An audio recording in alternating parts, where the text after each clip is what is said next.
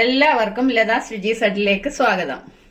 അപ്പൊ ഇന്ന് ഞാൻ ഇവിടെ ഉണ്ടാക്കാൻ പോകുന്നത് ഇത് കണ്ടോ, ഇതേപോലെ പഴുത്ത ഞാലിപ്പൂവമ്പഴമോ അല്ലെങ്കിൽ പൂവമ്പഴമോ അല്ലെങ്കിൽ റോബസ്റ്റയോ ഒക്കെ ഇതേപോലെ പഴുത്ത് കഴിയുമ്പോൾ നമ്മൾ വലിയവർക്കായാലും കുഞ്ഞുങ്ങൾക്കായാലും ഒക്കെ കഴിക്കാൻ ഒരു മടിയായിരിക്കും. അപ്പോൾ അത് നമ്മൾ കളയാതെ എങ്ങനെ നല്ല രീതിയിൽ നമുക്ക് നല്ലൊരു റെസിപ്പി ആയിട്ട് അതുണ്ടാക്കിയിട്ട് നമ്മുടെ കുഞ്ഞുങ്ങളൊക്കെ സ്കൂളിൽ നിന്ന് വരുന്ന സമയത്ത് അവർക്ക് ഇഷ്ടമുള്ള നല്ല വളരെ ടേസ്റ്റോട് കൂടി കഴിക്കാൻ പറ്റുന്ന ഒരു റെസിപ്പിയാണ് ഞാനിപ്പോൾ ഇവിടെ കാണിക്കാൻ പോകുന്നത്. അപ്പോൾ അതിനുവേണ്ടി ആവശ്യമുള്ള സാധനങ്ങൾ എന്തൊക്കെയാണെന്ന് നമുക്ക് ആദ്യം ഒന്ന് കണ്ടു നോക്കാം. അതിനുവേണ്ടി ഇപ്പം ഞാനിവിടെ ഒരു 4 ഇത് പൂവമ്പഴം കുറച്ച് കൂടുതൽ പഴുത്തു പോയതാണ്, അതാണ് ഞാനിപ്പോൾ ഇവിടെ എടുത്തിരിക്കുന്നത്.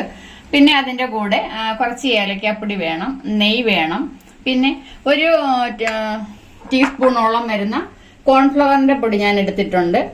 പിന്നെ ഇത് പഞ്ചസാരയാണ്, ഒരു 5 ടേബിൾ സ്പൂൺ പഞ്ചസാര എടുത്തിട്ടുണ്ട്. പിന്നെ നമുക്കിതിന് ആവശ്യമായിട്ടുള്ള പാല്, ഇത്രയുമാണ് ഞാനിവിടെ എടുത്തു വെച്ചിരിക്കുന്നത്. അപ്പൊ നമുക്ക് ആദ്യം ഈ പഴം ഒന്ന് കട്ട് ചെയ്തെടുക്കാം.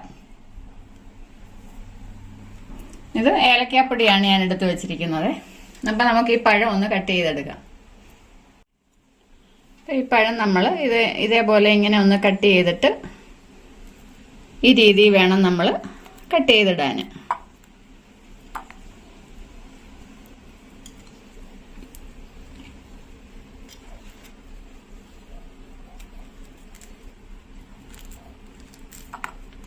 അപ്പൊ ഇതേപോലെ ബാക്കിയുള്ള പഴം കൂടെ നമുക്കൊന്ന് കട്ട് ചെയ്തെടുക്കാം. അപ്പൊ ഈ പഴം ഞാൻ ഇതേപോലെ ഒന്ന് കട്ട് ചെയ്ത് വെച്ചിട്ടുണ്ട്. ഇനി നമുക്കൊരു പാൻ അടുപ്പിൽ വെച്ചിട്ട് അതിനകത്തിലോട്ട് കുറച്ച് നെയ്യ് ഒന്ന് ഒഴിച്ചു കൊടുക്കാം. അപ്പൊ ഞാൻ അതിനായിട്ട് ഒരു പാൻ അടുപ്പിൽ വെച്ചിട്ടുണ്ട്. അപ്പൊ നമുക്ക് അതിനകത്തിലോട്ട് കുറച്ച് നെയ്യും കൂടെ ഒന്ന് ചേർത്ത് കൊടുക്കാം.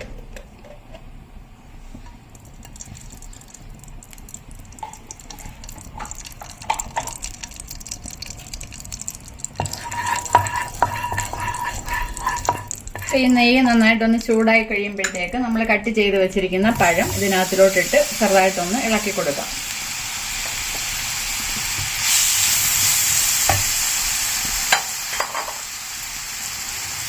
ഈ പഴം ഇങ്ങനെ ഇളക്കി കൊടുക്കുന്ന സമയത്ത് നമ്മൾ ഇവിടെ എടുത്തു വെച്ചിരുന്ന പഞ്ചസാരയിൽ നിന്ന് ഒരു ടീസ്പൂണോളം പഞ്ചസാര ഈ പഴത്തിന്റെ കൂടെ ചേർത്തിട്ട് വേണം ഒന്ന് ഇളക്കി കൊടുക്കാൻ. അപ്പം എല്ലായിടത്തും നന്നായിട്ട് ആ പഞ്ചസാരയൊക്കെ മധുരമൊക്കെ ഒന്ന് പിടിച്ചു കിട്ടുന്നതിന് വേണ്ടിയിട്ടാണ് നമ്മൾ നേരത്തെ ഈ പഞ്ചസാര ഇട്ട് കൊടുക്കുന്നത്.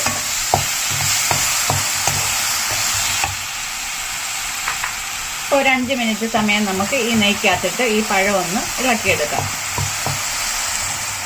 ആ പഴം നെയ്ക്കകത്തിട്ട് നന്നായിട്ടൊന്ന് വഴറ്റി എടുത്തിട്ടുണ്ട്. ഇനി നമുക്ക് എടുത്തു വെച്ചിരിക്കുന്ന പാലിനകത്തുനിന്ന് കുറച്ച് പാല് ഇതിനകത്തിലോട്ടൊന്ന് ചേർത്ത് കൊടുക്കാം.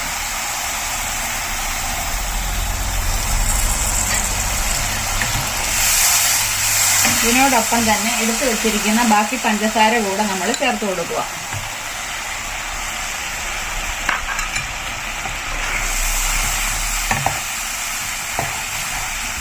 മധുരം നമുക്ക് കൂട്ടുകയോ കുറയ്ക്കുകയോ എന്താണ് നിങ്ങളുടെ ഇഷ്ടമനുസരിച്ച് ചെയ്യാവുന്നതാണ്.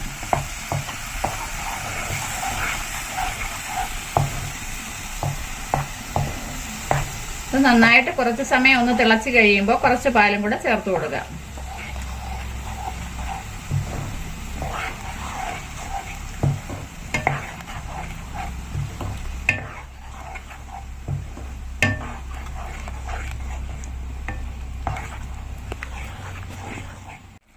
നമ്മൾ ആദ്യം ഒഴിച്ച പാല് നന്നായിട്ടൊന്ന് വറ്റി വന്നിട്ടുണ്ട്. അപ്പൊ കുറച്ച് പാലും കൂടെ നമുക്ക് വീണ്ടും ചേർത്ത് കൊടുക്കാം.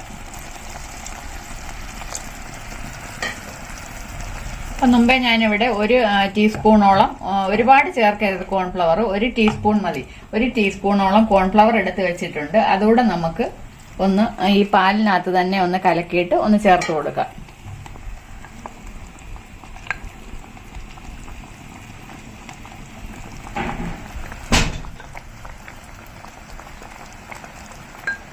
ഇത് ഞാനൊന്ന് ചേർത്ത് കൊടുക്കുക. എന്നിട്ട് വീണ്ടും അത് കുറുകി വരുന്നിടം വരെ നമുക്കൊന്ന് ഇളക്കി കൊടുക്കാം.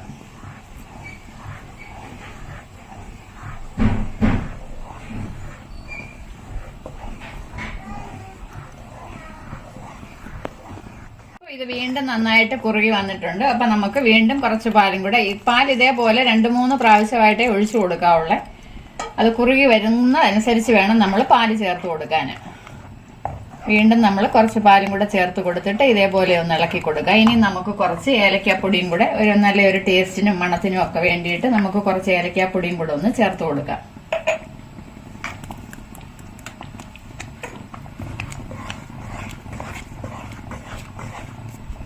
നിങ്ങൾക്ക് ആവശ്യമെങ്കിൽ ഇതിന്റെ കൂടെ നട്ട്സോ അല്ലെങ്കിൽ കിസ്മിസോ എന്തെങ്കിലുമൊക്കെ കുറച്ച് നെയ്ക്കകത്ത് മൂപ്പിച്ചിട്ടാൽ ഒന്നും കൂടെ നല്ലതായിരിക്കും. ഇപ്പം ഞാനിവിടെ ഒന്നും ചേർക്കുന്നില്ല. ഞാനിത് നേരത്തെ ഇതേപോലെ പഴമിരുന്നപ്പോൾ ഇതേപോലെ ഒന്ന് ചെയ്ത് നോക്കി കഴിച്ചപ്പോൾ വളരെ ടേസ്റ്റി ആയിട്ട് എനിക്ക് തോന്നി. അതുകൊണ്ടാണ് ഞാനിപ്പോൾ ഈ റെസിപ്പി ഇടാൻ കാരണം നമ്മൾ ഈ പഴം ഇത്രയും പഴുത്ത് കഴിഞ്ഞാൽ നമ്മൾ ആരും കഴിക്കത്തില്ല, എടുത്ത് കളയുകയാണ് പതിവ്. പക്ഷേ ഇതേപോലെ ചെയ്ത് കൊടുത്താൽ നമ്മുടെ കുഞ്ഞുങ്ങളായാലും അവർക്ക് വളരെ ടേസ്റ്റി ആയിട്ട് കഴിക്കാൻ പറ്റുന്ന ഒരു റെസിപ്പി തന്നെയാണിത്. നിങ്ങളെല്ലാവരും ഒന്ന് ചെയ്ത് നോക്കണമേ. അപ്പം ഞാൻ കുറച്ച് പാലും കൂടെ ചേർത്ത് കൊടുത്തിട്ട് നമുക്കിതൊന്ന് വാങ്ങി വെക്കാം. ഇത്രയേ ഉള്ളൂ. വളരെ പെട്ടെന്ന് തന്നെ നമുക്ക് ചെയ്തെടുക്കാൻ കഴിയും. ഒരു 10 മിനിറ്റ് സമയം തന്നെ നമുക്ക് വേണ്ട ഇത് ചെയ്യാൻ.